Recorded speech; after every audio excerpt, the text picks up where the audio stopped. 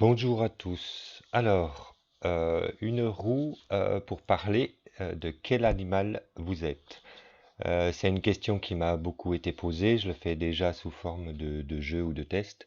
Donc là, l'idée, c'est un petit test pour comprendre quel est votre animal dominant et comprendre un petit peu ce qui fait votre relation aux autres, à votre environnement et à vous-même, en vous reliant évidemment aux autres vidéos pour éclairer tout ça. Alors, qui êtes-vous? Pour ceux qui découvrent, nous sommes quatre animaux en même temps, quatre dimensions, hein. Le corps physique, l'esprit plutôt intuitif, la tête, le cérébral et le cœur, les sentiments symbolisés par quatre animaux. Donc on va dire qu'on sera peut-être plutôt bison, ours, loup ou aigle. Donc découvrir notre animal de différentes façons. Quel est votre animal dominant et votre animal mineur? C'est-à-dire que ça va donner votre animal qui prend le plus de place dans votre vie, dans vos relations. Et vous allez découvrir aussi, il est important de voir l'animal qui est très discret, hein, qui prend beaucoup moins de place. Alors ça veut dire que bon, ça peut évoluer, mais il faut imaginer que dans votre enfance, dans vos premières années, votre rapport au monde s'est fait par une entrée, par une porte qui est un de ces quatre animaux. Comme un droitier et un gaucher, vous avez pris une disposition que vous avez plutôt gardée euh, le long de votre vie, et ça va vous éclairer. Alors, comment faire ce test? Pour découvrir votre animal, je vais vous mettre des questions. Il y en aura 14 de questions. Donc, je vous propose de vous munir d'une feuille et d'un crayon, de reproduire le tableau qui est devant vous, A, B, C, D, et de mettre des croix dans ces cases. Soit vous faites 14 lignes, soit vous mettez en paquet, si vous mémorisez les lignes, vous mettez le nombre de croix que vous allez additionner à la fin. Donc les croix, il y en a deux de possibles à mettre. Soit une des possibilités dans les quatre choix, c'est vraiment ce choix-là qui vous intéresse. Imaginons le A, vous avez le droit de mettre deux croix dans la case A et aucune dans la B, la C, la D. Ou alors si vous hésitez entre deux choix, eh ben, ça peut être la A et la B, par exemple. Une croix dans le A, une croix dans le B et rien dans le C et le D. Donc deux croix maximum qui peuvent être dans la même case ou dans deux cases différentes. Si vraiment il n'y a aucun choix qui se fait, aucune coche est possible aussi. C'est pas le nombre exact de cases. Donc je vais vous présenter les questions. Je ne vais pas vous les poser, je vais juste afficher les questions. Comme ça, vous prendrez le temps de mettre vos croix. Soyez spontané. Ne prenez pas trop le temps de réfléchir. Laissez-vous aller, quitte à le refaire à d'autres moments pour voir s'il y a des différences. Mais laissez-vous aller à ce qui vient. C'est ce que vous faites en premier. Quand il y a quatre choix, des fois, vous faites peut-être les quatre. Mais lequel vous faites en premier, lequel vous faites en second, euh, voilà, c'est ça qui nous importe. Alors, je vous présente les tableaux, hein. Donc, les premières questions qui sont à gauche. Donc, vous pouvez appuyer sur pause pour prendre le temps de les lire, de cocher. euh, et après, on passe au deuxième tableau.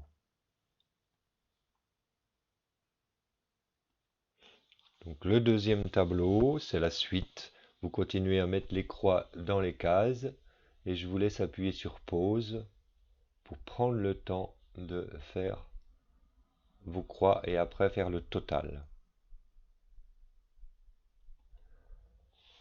Ok, alors normalement vous avez coché vos réponses. N'hésitez pas à le refaire à un autre moment de la journée, il peut y avoir des petites nuances. Donc vous faites le total du nombre de croix par colonne et vous obtiendrez votre animal prioritaire. Alors avant cela, les quatre animaux sont toujours en vous, même s'il y en a un qui a zéro, imaginez qu'il y a toujours les quatre. Il sera utilisé moins souvent, ou en tout cas pas dans les circonstances présentées. Mais il y a toujours les animaux, vous avez toujours un corps, un esprit, une tête et un cœur. C'est quelle importance vous leur donnez. Donc votre animal que vous allez identifier comme le plus important, c'est celui qui a le plus d'énergie. C'est celui, quand vous travaillez avec, ça vous fait plaisir et il agit le plus souvent possible.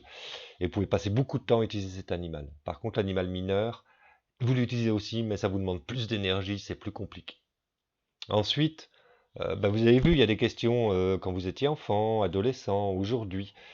Ah, vous dites, ah, ben, peut-être qu'enfant j'étais différent d'aujourd'hui. Alors ça évolue aussi, là c'est une ambiance générale. Il n'y a que 14 questions, c'est assez rapide. Donc vous pouvez personnellement, vous refaire vos propres questions pour voir comment ça a évolué.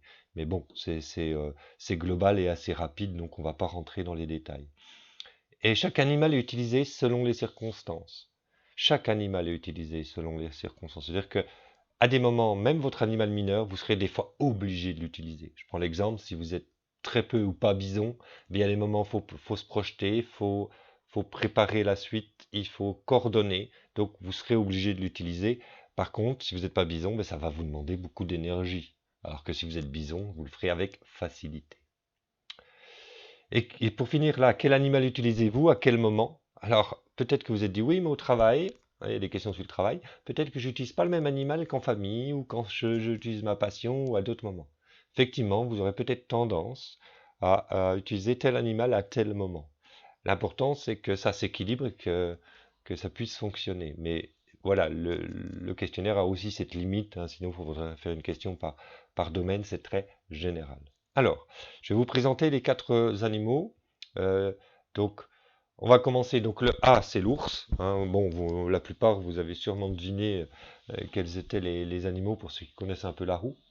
Donc, la personne qui a le A comme nombre le plus important dans les totaux, le plus important.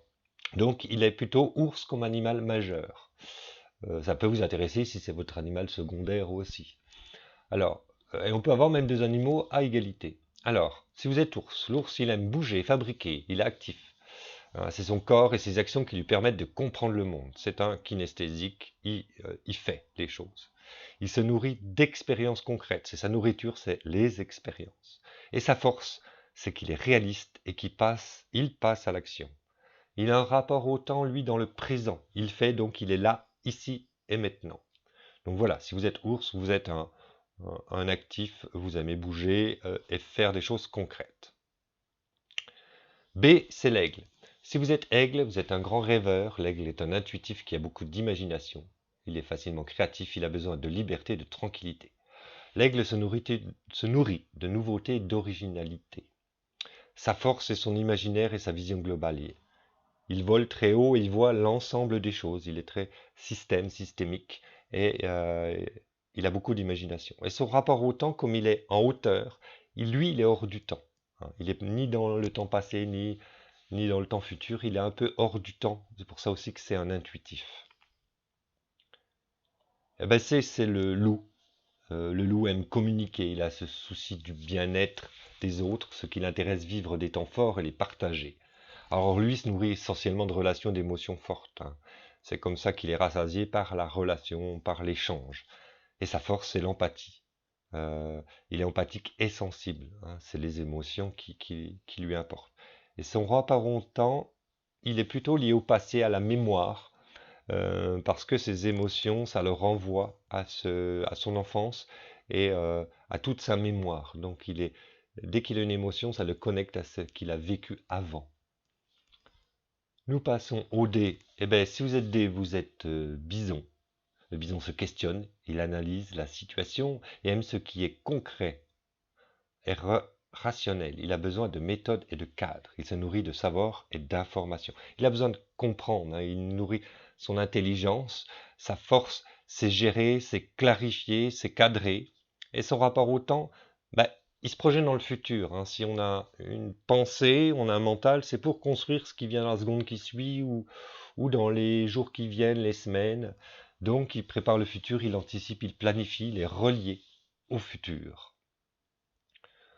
Donc voilà, on a vu les quatre animaux. Alors les besoins, l'aigle, il a besoin d'imaginer.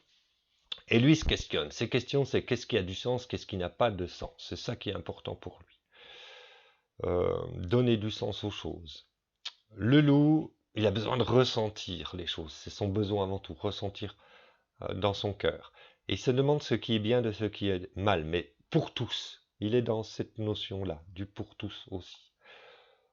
L'ours, ben, il est dans l'action, dans le faire, et lui, qu'est-ce qui est bien, qu'est-ce qui est mal, ou qu'est-ce qui fait du bien et qu'est-ce qui fait du mal? Est-ce que je suis, moi, bien dans mon corps, ou est-ce que ça me pose problème?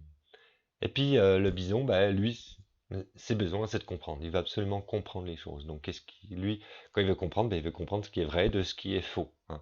Pas mal dans le jugement à ce niveau-là de est-ce que c'est vrai, est-ce que c'est faux, avec cet esprit critique.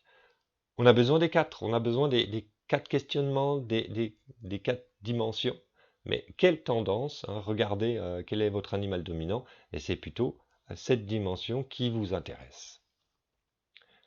Alors, l'animal trop dominant. Si un animal prend trop de place, ça peut poser problème parce qu'il va écraser un peu les autres, comme on a besoin des quatre.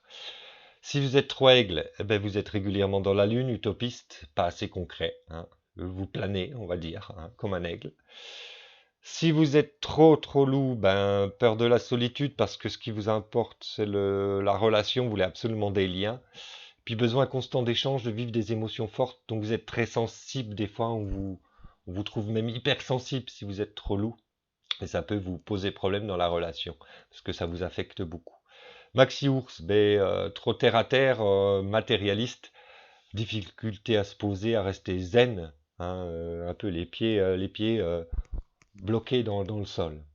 Et puis si vous êtes un peu trop bison, ben, les idées fixes, un peu, on va dire, bornées, obtus, vous voulez avoir raison, vous avez des difficultés à changer d'idée parce que vous êtes dans vos pensées, dans votre tête, et c'est un petit peu difficile pour vous de voir autre chose. Donc voilà, si un animal prend vraiment trop de place. Alors c'est difficile parce que le test, ça vous donne pas les pourcentages de place de l'animal, mais quand même, vous sentez si il y a trois animaux très mineurs et un qui prend énormément de place, vous pouvez deviner les choses. Puis inversement, ben, regardez où, dans quelle colonne vous avez très peu de points, voire zéro. Ça ne veut pas dire que ça n'existe pas, hein, mais ça veut dire que c'est un animal qui se nourrit peu, qui est très peu utilisé chez vous. Ça peut aussi poser des problèmes. Alors, mini-aigle, ben, manque de créativité, d'imaginaire, vous avez peur de ce qui est un peu trop nouveau. Euh, si vous avez un mini-loup, ben, vous avez du mal à exprimer vos sentiments face aux autres, vos émotions, elles sont un peu enfermées dedans, hein.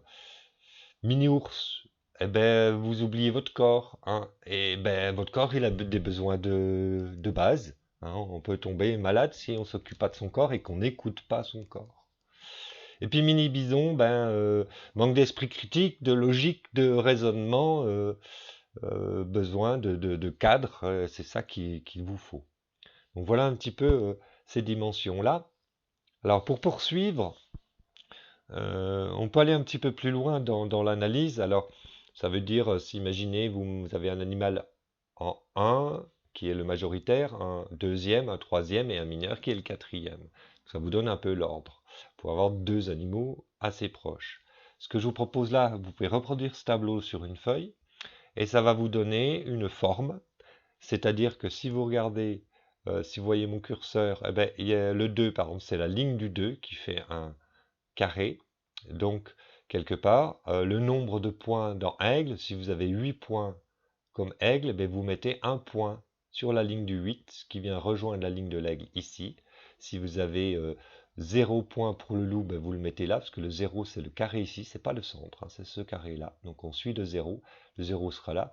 Si vous avez 12 sur l'ours, ben vous prenez la ligne du 12, vous faites le tour, et ça vous amène sur le point du 12. Et bison, pareil. Donc ça va vous donner 4 points sur chaque ligne en fonction du nombre. Et vous allez relier ces 4 points pour obtenir une forme. Alors je vous donne un exemple. Voilà, par exemple, on peut obtenir ça. C'est-à-dire qu'on va avoir 14 en aigle, on va avoir, je ne sais pas combien, 10, 12 en ours, etc. Et puis on peut avoir, là, on a à peu près 3 en loup. Ça donne une forme. Cette forme, ça donne un petit peu votre typologie. Et après, je vous propose de colorer ou de griser la surface la plus importante. Quand vous avez une croix au milieu, ça coupe en quatre. Et bien là, la surface la plus importante, c'est ici, entre bison et aigle. Donc ça donne la dimension où ben, votre esprit prend plus de place. Et ça vous donne une forme qui peut ressembler à un bateau, qui peut ressembler à une flamme, à une pizza. Et on verra aussi que c'est intéressant d'analyser, est-ce que vous avez quelque chose qui est étiré en longueur dans la verticalité, hein, comme ça, comme une flamme, ou dans l'horizontalité, un petit peu comme une pizza. Ça donne aussi des réponses à la réflexion.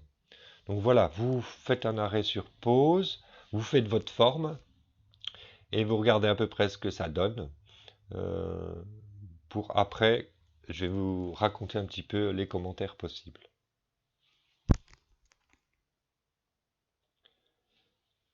Alors, là, on a des animaux originaux, c'est-à-dire qu'on a le mélange. Si vous êtes en équilibre où la surface qui est en haut à gauche, c'est-à-dire entre bison et aigle, eh ben, on va appeler ça le bisaigle, c'est-à-dire que vous êtes entre les deux.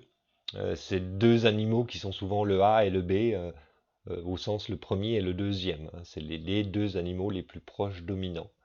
Donc si vous avez deux animaux à égalité, eh ben, ça donne ce mélange-là, où la surface, c'est la surface que vous avez grisée. Donc en haut à gauche, c'est bisaigle, en haut à droite, aigle-loup, en bas à droite, l'ours, et en bas à gauche, bisours. Voilà, j'ai créé un mélange des deux. Donc ça veut dire des informations en plus, c'est-à-dire que si vous êtes bisaigle, vous avez couvert la surface en haut à gauche, qui est la plus importante parmi vos quatre surfaces, eh bien, vous aimez tout ce qui est concept théorie, tout ce qui est systémique, réflexion. Voilà, les concepts abstraits, ça vous plaît beaucoup. Si vous êtes aiglou, là, vous êtes dans les valeurs. C'est les valeurs qui ont le plus d'importance pour vous, liées aux contes, aux histoires, mais ce qui est important, c'est le sens qu'on donne en termes de valeur aux choses. Avant tout, c'est les valeurs. Si vous êtes l'ours, en bas à droite, c'est plutôt relationnel, mais le convivial et aussi le festif. C'est que vous aimez vous retrouver avec d'autres, échanger, c'est le lien aux autres qui vous importe. Et puis si vous êtes en bas à gauche, bisours, ben, vous aimez plutôt fabriquer, construire ou gérer dans les choses concrètes. Voilà, c'est les domaines. Si vous voyez les autres vidéos, le bisours, c'est le monde de l'objet. L'ours, c'est le domaine du sujet, du lien aux autres. Aiglou, c'est le lien aux valeurs, aux mythes. Et le bisect, c'est les concepts, c'est les idées. Donc voilà, ça vous en dit un petit peu plus sur ces domaines-là, s'ils ont une grande surface, mais vous pouvez très bien avoir deux surfaces qui se présentent ou un équilibre entre les quatre, c'est pas un souci. Si on poursuit dans l'axe, si vous avez une forme qui est en forme de flamme assez allongée, un axe vertical, ben, ça vous emmène sur l'aigle-ours. Alors aigle-ours, c'est aussi si vous avez ces deux animaux presque à égalité, c'est assez rare, hein, mais ça arrive. Bilou et aigle-ours, c'est assez rare, parce que c'est des animaux opposés, mais on peut les avoir. Donc si vous êtes aigle-ours, axe vertical, c'est que c'est un axe où vous vivez les choses en premier, vous les vivez physiquement et dans votre esprit, et c'est seulement après que vous allez les analyser, les juger, les comprendre. Mais vous êtes avant tout dans l'action, dans le vivre, intérieurement ou extérieurement. Hein, extérieurement par l'ours et intérieurement par l'aigle.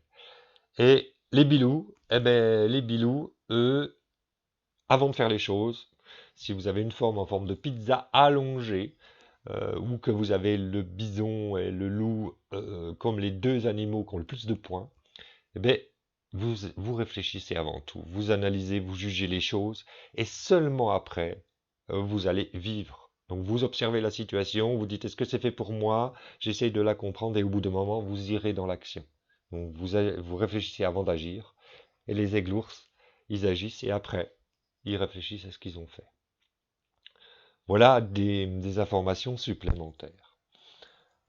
Alors, ça pourrait se compliquer parce qu'en fait, ce test il a des limites parce qu'il y a deux énergies là derrière. Deux énergies avec deux animaux qu'on va rajouter, c'est l'araignée et le coyote. Ces deux énergies, on va dire l'introversion et l'extraversion. Ça, on le retrouve chez Carl Gustav Jung, il en parle. C'est-à-dire qu'en plus, chaque animal que vous êtes, vous pouvez avoir une énergie introvertie ou extravertie.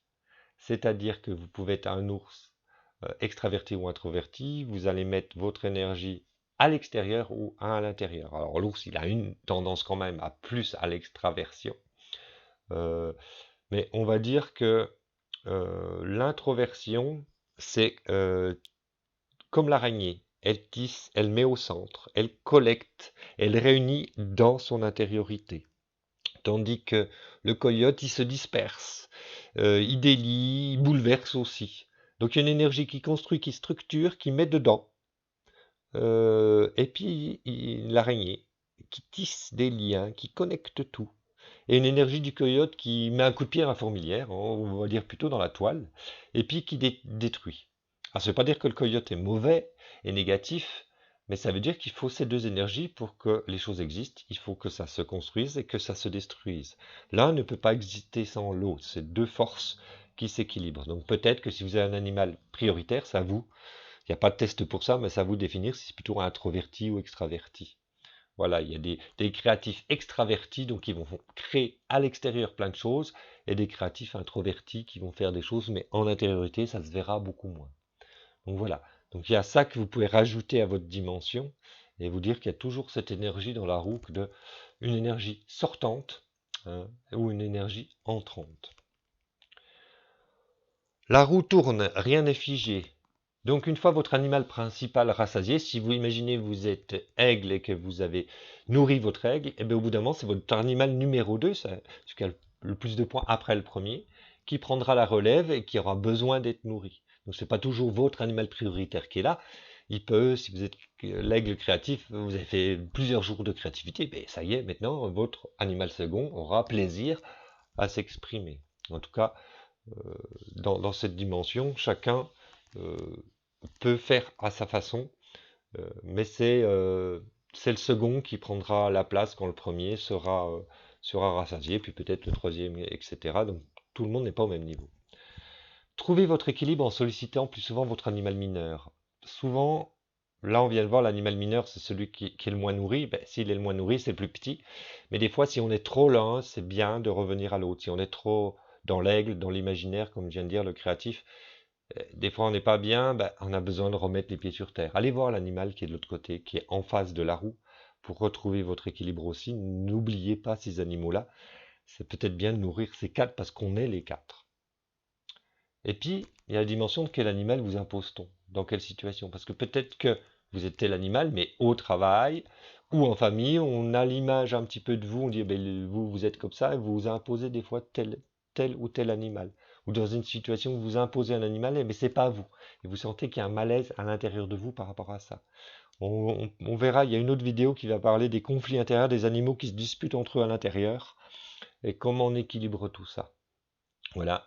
Et puis, ben, désolé, ce n'est pas votre animal totem. S'il y en a qui cherchent un animal totem, même s'il y a des liens, hein, imaginez, vous êtes ours, ben, vous aurez sûrement un animal totem très, très physique, très concret, mais c'est pas directement lié. Je pourrais sûrement peut-être plus tard faire une vidéo sur trouver son animal totem. On va dire plutôt que c'est lui qui vous trouve, qui vous fait des signes. Mais là, c'est plutôt votre typologie, votre énergie intérieure, hein. Et pour terminer, les autres. Ben, et les autres, soyez attentifs parce que vous vous posez la question peut-être, tiens, un tel, mon compagnon, mes parents, comment sont-ils? Ben, soyez attentifs parce qu'il y a des signes qui peuvent vous le dire. Alors, vous pouvez leur faire le test, leur envoyer le test, pourquoi pas. Mais il y a un langage symbolique pour chaque animal. L'ours, il bouge tout le temps, il dit souvent je fais, hein, je sens. Il a un langage kinesthésique sur le physique, hein, dans sa parole. Et moi, je les vois en tant que formateur, quand j'ai un groupe, l'ours, il attend souvent la pause avec impatience, il a le pied qui remue, il va patouiller avec ses mains quelque chose, c'est un kinesthésique. Et dans son langage, il parle en termes d'action. Comme ça, vous pouvez reconnaître un ours. Un aigle, il rêve pas mal, il utilise des mots comme j'imagine, où il dit rien, parce qu'il est dans sa construction intérieure, mais il va utiliser des analogies. Il paraît quelquefois absent. Il est plutôt discret, l'aigle. C'est pour ça qu'on les identifie peu ou qu'on en a pratiquement jamais parlé. C'est celui qui rêve au fond de la classe, on va dire. Donc on le reconnaît peu. Le bison, eh ben, il pose beaucoup de questions. Vous connaissez un bison parce qu'il pose des questions, il est assez carré, et il dit souvent je vois, je comprends, hein. C'est plutôt dans le visuel et dans l'intellect. Et puis le loup, eh ben, les loups, ils parlent pas mal, ils sont dans la relation, donc en tant que formateur, je vois que quand deux loups sont l'un à côté de l'autre, eh ben, ça discute beaucoup, hein. Ça discute, ça échange, hein. Ils disent plutôt j'entends, je ressens, ils ont des termes, un langage sur l'émotionnel dans leur langage symbolique. Donc voilà. Et d'ailleurs, les loups, je rajouterais même quelquefois, comme le loup, c'est le symbole du rouge aussi. C'est assez marrant parce que souvent les loups ou les louves possèdent sur leurs vêtements plutôt du rouge, des couleurs chaudes, hein. Après, il faudrait se questionner avec les autres couleurs, mais j'ai souvent remarqué ça aussi. Donc amusez-vous un petit peu à regarder, observez les gens autour de vous, posez-vous la question dans quel animal ils sont, et Et après, ben, ils ont leur propre langage, ont leur propre rapport au monde. Donc ça peut vous aider à mieux comprendre pourquoi ils sont de telle façon, pourquoi ils vous parlent de telle façon, ou ils ont telle intention, besoin, qui ne sont pas les mêmes que vous. Donc c'est surtout ça l'intérêt de ce test, c'est comprendre que vous n'avez pas les mêmes besoins que d'autres. Donc il n'y a pas besoin d'imposer vos besoins aux autres. Et c'est la différence de ces regards aussi qui nous intéresse pour créer une complémentarité. Donc accepter les autres animaux dans ce qu'il y a de plus important chez les autres personnes. Donc regardez les autres vidéos, ça va vous éclairer sur les relations, sur le travail d'équipe aussi, pour comprendre tout ça. Mais là, c'est déjà individuellement avoir des idées de qui on est. Puis refaites le test plus tard pour voir ce que ça donne. Partagez le test, faites des commentaires là-dessus. Moi, ça m'intéresse, hein, rien n'est figé. Et puis ce test a ses limites, évidemment. Donc voilà, je vous remercie pour votre écoute. Et puis, alors, il existe d'autres vidéos que vous voyez affichées en dessous. D'autres vont continuer. Merci ben, pour votre écoute. Et puis, ben, peut-être à une prochaine fois.